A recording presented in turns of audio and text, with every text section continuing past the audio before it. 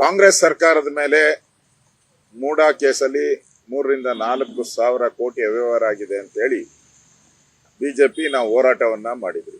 ವಿಧಾನಸಭೆ ಒಳಗಡೆನೂ ಕೂಡ ನಾನು ಹೋರಾಟ ಮಾಡಿದ್ದೆ, ಅದ್ರ ಬಗ್ಗೆ ಮಾತಾಡಿದ್ದೀನಿ. ಹೊರಗಡೆನೂ ಕೂಡ ನಮ್ಮ ಕಾರ್ಯಕರ್ತರು ಪ್ರತಿಭಟನೆ ಹೋರಾಟ ನಾವೆಲ್ಲ ಮಾಡಿದ್ವಿ. ನಾವೆಲ್ಲರೂ ಕೂಡ ಸಿಬಿಐ ತನಿಖೆ ಕೊಡಬೇಕು, ಇದು 3 ರಿಂದ 4 ಸಾವಿರ ಕೋಟಿ ಅವ್ಯವಹಾರ ಆಗಿದೆ ಅಂತ ಹೇಳಿ ನಾವು ಅವತ್ತು ಹೋರಾಟ ಮಾಡಿದ್ವಿ. ಈಗಾಗಲೇ ಇಡಿ ಅವರು ಸುಮಾರು 300-400 ಕೋಟಿ ಆಸ್ತಿಯನ್ನು ಕೂಡ ಮುಟ್ಟುಗೋಲು ಹಾಕೊಂಡಿದ್ದಾರೆ. ಇನ್ನು ತನಿಖೆ ನಡೀತಾ ಇದೆ. ಇನ್ನು ಹಗರಣಗಳ ಮೇಲೆ ಹಗರಣಗಳು ಮೂಡಾದಲ್ಲಿ ಆಚೆ ಬರ್ತಾ ಇದೆ. 14 ಸೈಟು ಸಿದ್ದರಾಮಯ್ಯನವರು ವಾಪಸ್ ಕೊಟ್ಟಿದ್ದಾರೆ ಅಂದ್ರೆ ಇದರಲ್ಲಿ ತಪ್ಪಾಗಿದೆ ಅನ್ನೋದು ಸ್ಪಷ್ಟವಾಗಿ ಅರ್ಥ ಆಗಿದೆ. ಮತ್ತೆ ಇನ್ನು 1500 ಸೈಟ್ಗಳಿಗೂ ಹೆಚ್ಚು ಸೈಟ್ಗಳು ಇನ್ನು ವಾಪಸ್ ಬರಬೇಕಾಗಿದೆ ಮೂಡಾಗೆ. ಈಗಾಗಲೇ ಅದು ತನಿಖೆ ಆಗ್ತಾ ಇದೆ.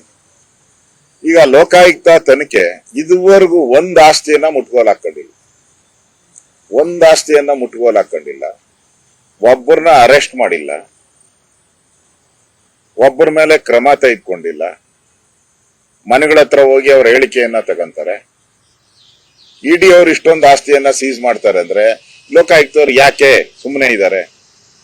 ಅವ್ರಿಗಿಂತ ಮುಂಚೆ ಇವ್ರು ಮಾಡ್ಬೇಕಾಯ್ತು, ಲೋಕಾಯುಕ್ತ ಪೊಲೀಸರು ಅವ್ರಿಗಿಂತ ಮುಂಚೆ ಮಾಡ್ಬೇಕಾಯ್ತು. ಇದುವರೆಗೂ ಆ ತರದ್ ಏನು ಮಾಡದೆ ಇವತ್ತು ನನಗೆ ಇರುವಂತ ಮಾಹಿತಿ ಪ್ರಕಾರ ಈ ಒಂದು ಲೋಕಾಯುಕ್ತ ಪೊಲೀಸರು ಇದನ್ನ ಮುಚ್ಚಾಕುವಂತ ಪ್ರಯತ್ನವನ್ನ ಮಾಡ್ತಾ ಇದ್ದಾರೆ. ಕಳೆದ ವಾರನೇ ನಾನು ಇದ್ರ ಬಗ್ಗೆ ಹೇಳಿಕೆಯನ್ನ ಕೊಟ್ಟಿದ್ದೆ. ಮೊದ್ಲಿಂದಾನು ಬಿಜೆಪಿ ಇದು ಮುಚ್ಚಾಕುವಂತ ಪ್ರಯತ್ನವನ್ನ ಮಾಡ್ತಾ ಇದ್ದಾರೆ ಅನ್ನೋದನ್ನ ಸ್ಪಷ್ಟವಾಗಿ ನಾವು ಹೇಳಿದ್ವಿ. ನಾವು ಮತ್ತು JDS ಅವರು ಇದು ಸಿಬಿಐ ತನಿಖೆಗೆ ಕೊಡಬೇಕು ಅಂತೇಳಿ ಕುಮಾರಸ್ವಾಮಿ ಅವರು ಈಗಾಗಲೇ ಆಗ್ರಹವನ್ನ ಮಾಡಿದ್ದಾರೆ, ನಾವು ಮಾಡಿದಿರಿ. ಈಗ ಸೋಮವಾರ ಏನೋ ಅದನ್ನ ಸಬ್ಮಿಟ್ ಮಾಡ್ತಾರೆ ಕೋರ್ಟ್ಗೆ ಅಂತ ಸುದ್ದಿ ಇದೆ.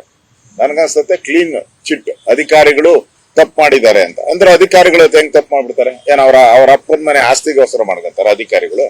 ಓಕೆ, ಅಧಿಕಾರಿಗಳು ತಪ್ಪು ಮಾಡ್ತಾರೆ ಅಂದ್ರೆ ಏನೋ ಅವರ ಕುಟುಂಬಕ್ಕೋಸ್ಕರ ಏನ ಮಾಡ್ಕೊಂಡಿದಾರ ತಪ್ಪು?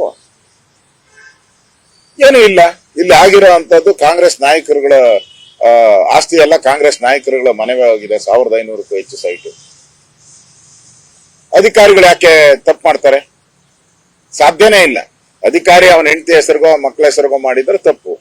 ಅದರಿಂದ ಇದು ಪೂರ್ತಿಯಾಗಿ ಮುಚ್ಚಾಕುವಂತ ಒಂದು ಷಡ್ಯಂತ್ರವನ್ನ ಕಾಂಗ್ರೆಸ್ ಸರ್ಕಾರ ಮಾಡಿದ್ದೆ. ನಾವು ಮೊದಲಿಂದಾನು ಸಿಬಿಐ ತನಿಖೆಗೆ ಆಗ್ರಹ ಮಾಡಿದಿರಿ, ಮುಂದೇನೂ ಕೂಡ ಸಿಬಿಐ ತನಿಖೆ ಆಗ್ರಹವನ್ನೇ ಮಾಡ್ತೀರಿ. ಇದನ್ನ ಹೋರಾಟವನ್ನ ನಾವು ಯಾವುದೇ ಕಾರಣಕ್ಕೂ ಕೈ ಬಿಡಲ್ಲ. ಹೋರಾಟವನ್ನ ನಾವು ಮುಂದುವರಿಸ್ತೇವೆ.